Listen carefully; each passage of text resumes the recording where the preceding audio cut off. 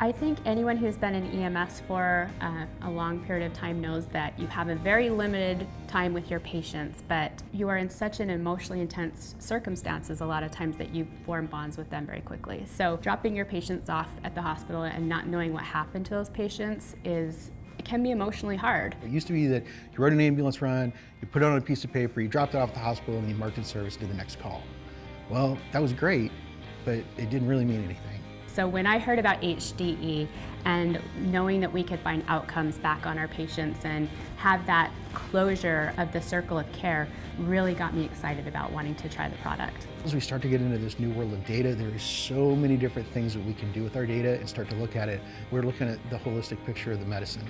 How does the medicine affect the patient? So our data drives our protocols. Then that makes us better paramedics, makes us better EMTs. As we looked at HDE, that is a huge point in patient outcome, how we react in the future, how we treat our patients in the future. And so getting that information back from the hospitals, not next week, not 2 weeks later, not 4 weeks later, get that information back to the EMTs and the paramedics so that they can see what happened and they can make better decisions in the future based off that.